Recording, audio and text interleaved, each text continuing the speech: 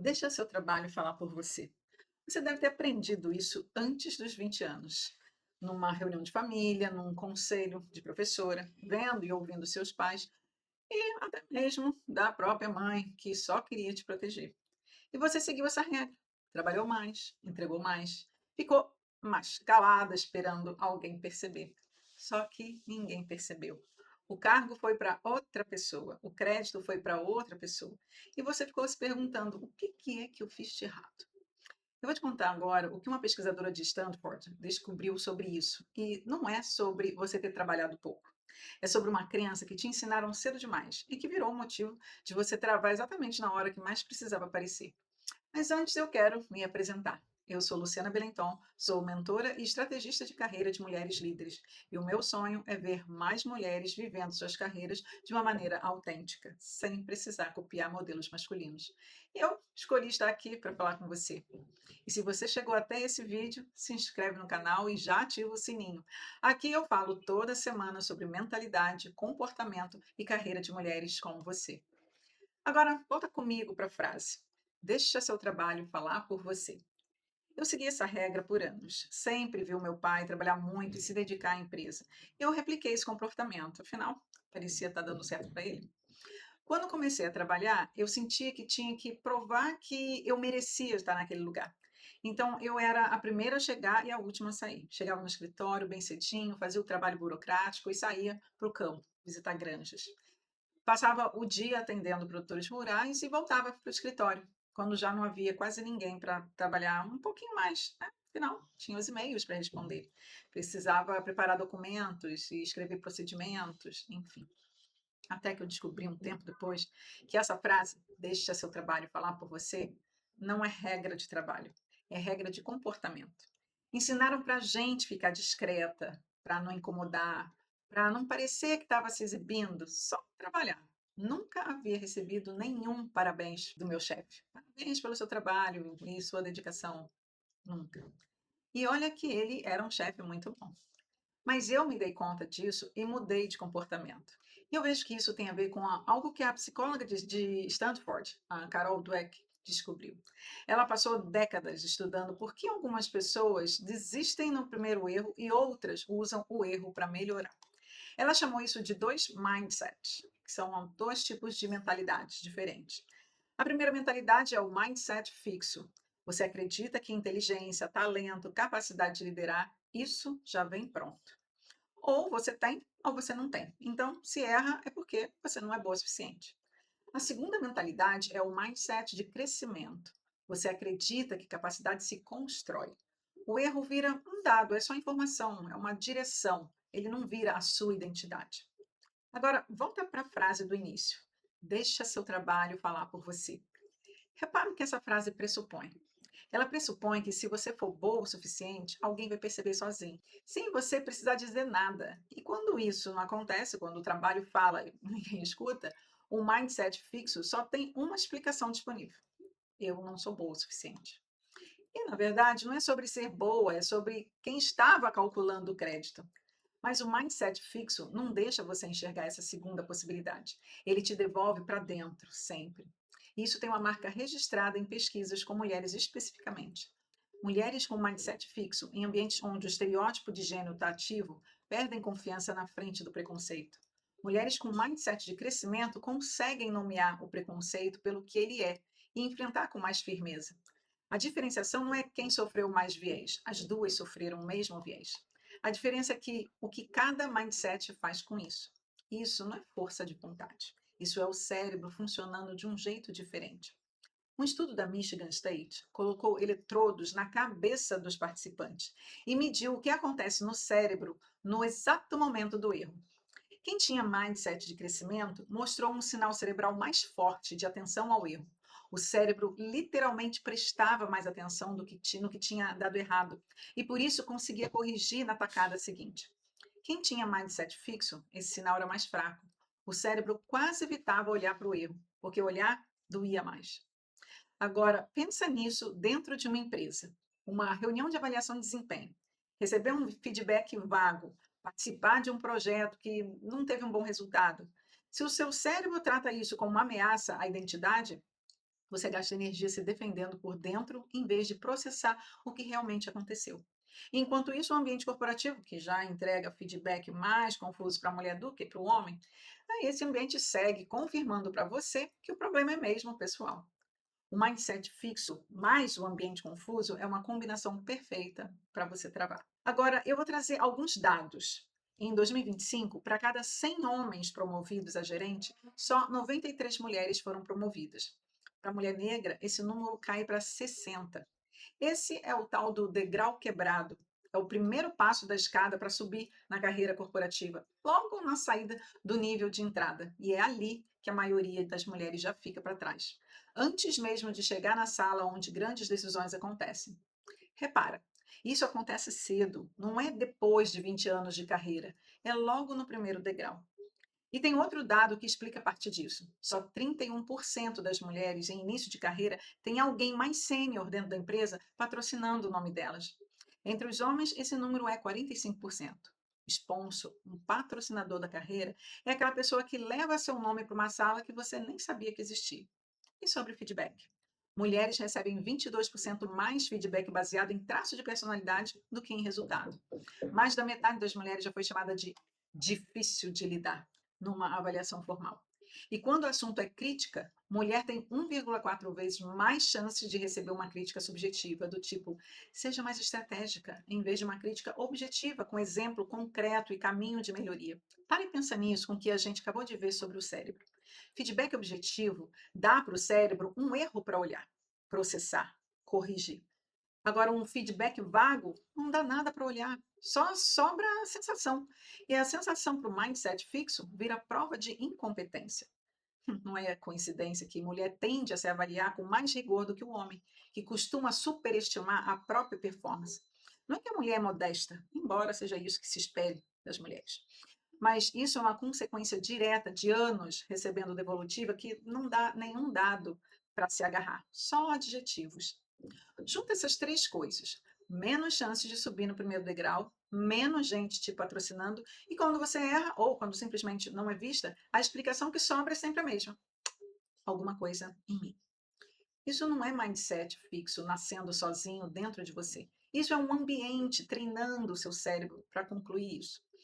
Agora, eu quero falar sobre algo que talvez você já esteja se perguntando.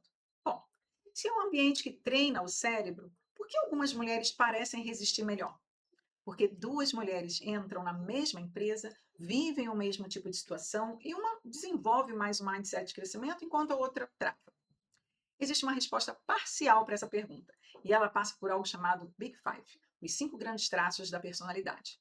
O Big Five é o modelo mais usado na psicologia para descrever a personalidade. Ele divide a personalidade em 5 dimensões. Eu vou deixar um link aqui embaixo para você acessar e assistir a um outro vídeo no canal que fala sobre esses traços. Agora, eu quero que você entenda que duas dessas dimensões, desses traços, têm uma relação direta com a forma como você reage ao erro, à crítica e ao desafio. A primeira se chama abertura à experiência. Pessoas com pontuação alta em abertura tendem a ser mais curiosas, a gostar de coisas novas, a encarar o desconhecido com interesse em vez de medo. Essas pessoas têm uma porta naturalmente mais aberta para o mindset de crescimento. Não é garantia, mas é um chão mais fértil. A segunda se chama neuroticismo. Não é um nome bom, eu sei, né? Quem é que quer ser chamado de neurótico? E o neuroticismo, nesse contexto, significa reatividade emocional. O quanto você sente ameaça, ansiedade, frustração diante de algo que dá errado. Pessoas com um neuroticismo mais alto têm um gatilho mais sensível para ameaça à identidade, o que significa que o exato mesmo feedback vago que faz uma pessoa respirar fundo e seguir, faz a outra entrar num ciclo de eu sou o problema. Então, sim, algumas mulheres têm mais propensão que outras, isso é real. E o jeito que a personalidade dela foi organizada. Mas aqui é onde eu preciso te pedir a sua atenção. Porque a explicação termina aí para quem quer vender que o problema é individual. Dizer, é personalidade. Algumas pessoas são assim, outras são assado. Treine, mude, supere. Isso não está de todo errado, mas é uma meia-verdade. E meia-verdade é mais perigosa que a mentira, porque ela tem uma parte de verdade para te convencer. E aqui está o que falta nessa explicação. Mulheres, em média, pontuam mais alto em neuroticismo do que os homens. Não é muito, mas é consistente. E isso pode acontecer devido à história de gênero e adaptação que sofremos com isso. Pensa comigo. Se por décadas, por séculos, o custo de um erro social for maior para uma mulher do que para o homem, a mulher que desenvolveu sensibilidade à ameaça não estava sendo frágil. Ela estava sendo estratégica. Ela estava lendo o ambiente corretamente. O problema é quando esse traço, que foi adaptativo, encontra um sistema corporativo que sabe disso e se aproveita disso. Porque o ambiente corporativo não é neutro em relação aos traços. Ele ativa os traços. Ele escolhe quais traços recompensar e quais punir. Uma mulher com neuroticismo mais alto no ambiente que entrega feedback vago e subjetivo não está apenas reagindo ao feedback, ela está reagindo a uma vida inteira de sinais que disseram para ela: cuidado, o custo de errar para você é maior. E o ambiente corporativo pega essa antena já sensível e joga um sinal confuso nela. Uma mulher com abertura à experiência mais baixa, aquela que prefere o caminho conhecido, que tem mais dificuldade com mudança, no ambiente que pune erro como falha de caráter em vez de parte do processo, essa mulher não está sendo resistente à mudança. Ela está protegendo a identidade dela, porque o ambiente não deixou espaço para ser apenas erro. Eu comentei sobre dois traços, mas quero trazer mais um que o sistema corporativo sabe usar muito bem com mulheres. Ele se chama amabilidade. É onde está a cooperação, a harmonia, o cuidado com o outro. Mulheres, em média, pontuam mais alto nesse traço. E o que o sistema faz com isso? Usa. A mulher com alta amabilidade é a que recebe mais tarefas operacionais que não são da função dela, porque ela não vai reclamar. É a que recebe feedback mais vago, porque ela não vai confrontar. É a que fica com um trabalho invisível, organizar a festa do time, anotar a ata da reunião, fazer o onboarding do novo funcionário, enquanto o colega homem, com uma amabilidade mais baixa, nesse caso mais combativo, está na frente do cliente. O sistema não criou esses traços, mas ele sabe exatamente quais traços ativar em quem, para extrair mais trabalho com menos custo.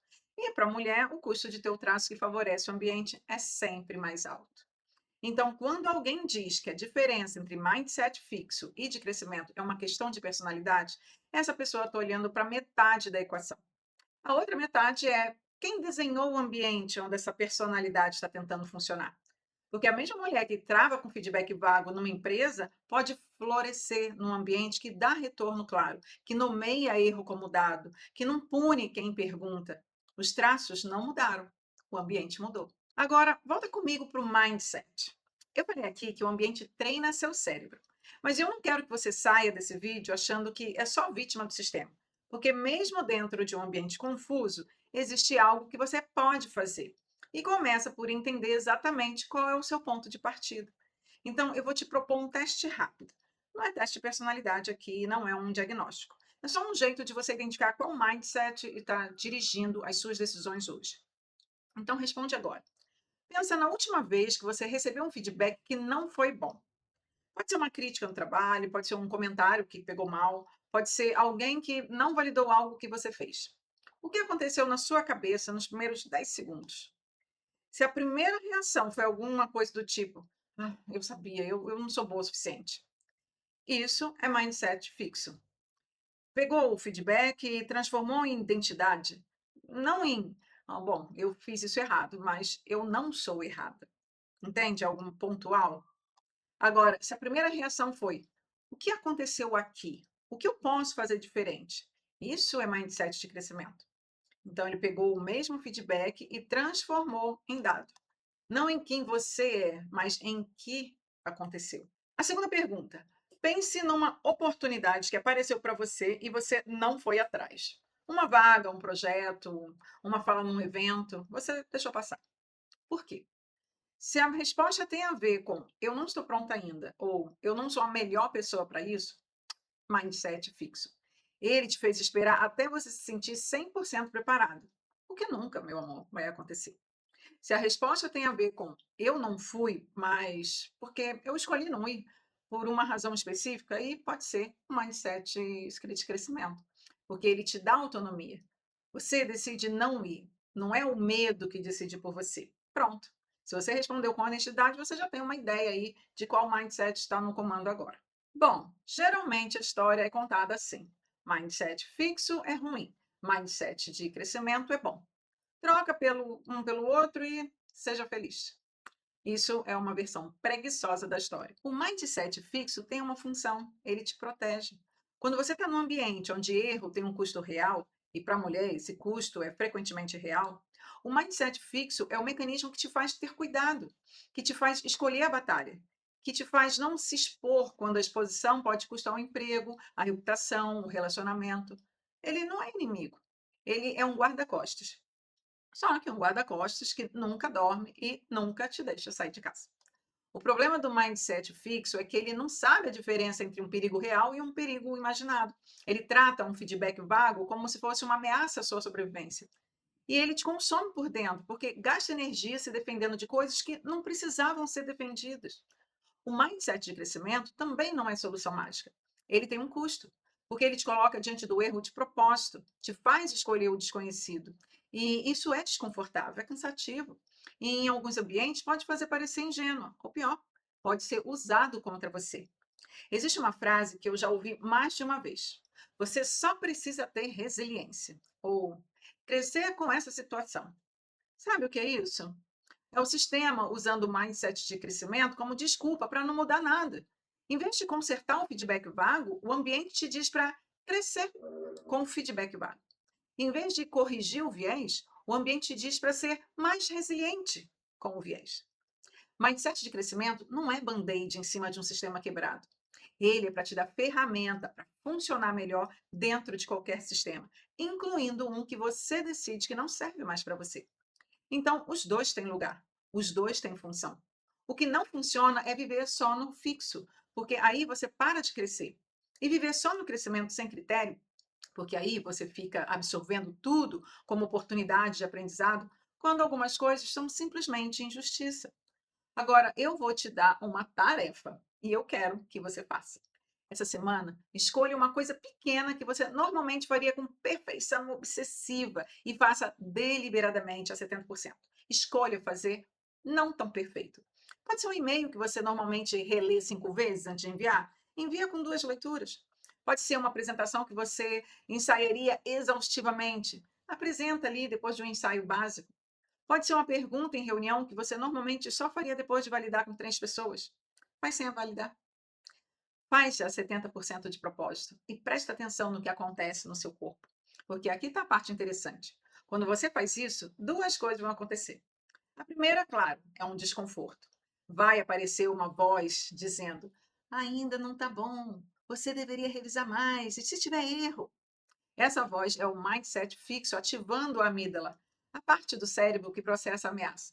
Ele está gritando: perigo, perigo, você não está perfeita, isso pode dar errado. A segunda coisa é o que vem depois. Quando você envia um e-mail, apresenta a ideia, faz a pergunta e o mundo não desmorona. Ninguém morre, ninguém te demite. Na maioria das vezes, ninguém nem percebe que você fez 70%. E quando o cérebro registra isso, eu fiz algo imperfeito e nada de ruim aconteceu. Ele libera dopamina. O sistema de recompensa dispara. Não é porque você fez algo genial, mas porque você quebrou uma expectativa de ameaça que nunca foi real. Essa sensação de alívio, de, ué, deu certo. Isso é a recompensa. É pequeno, é bem sutil, mas é física, você sente. O seu cérebro está aprendendo que erro não é ameaça à sua identidade. É o mindset de crescimento sendo treinado, não por teoria, mas por experiência. E é por isso que isso funciona melhor do que ler um livro sobre mindset. Porque você pode ler, erro é apenas um dado, umas 100 vezes, que o cérebro não vai acreditar. Mas quando você erra de propósito, sobrevive e o corpo registra a segurança, aí o seu cérebro aprende. E aqui chegamos ao fim de mais um vídeo. Espero que você tenha gostado e aprendido mais sobre você. Obrigada por ter ficado aqui comigo até o final. Esse é o tipo de conversa que eu mais gosto de ter. Profunda, honesta e sem enrolação. E se esse vídeo fez sentido para você, compartilha com uma mulher que precisa ouvir isso. Porque eu acredito que quando uma mulher cresce com clareza e autenticidade, ela não cresce sozinha. Ela carrega outras com ela. E se ainda não se inscreveu no canal, inscreva-se e ative o sininho para não perder os próximos vídeos. Cada um deles fala sobre mentalidade e te leva a fazer um mergulho diferente no comportamento e na carreira de mulheres como você. Me siga também no Instagram, @lubelenton. Lá, além de conteúdo, a gente pode ter uma conversa mais próxima pelo DM. E eu te vejo no próximo vídeo. Bora lá?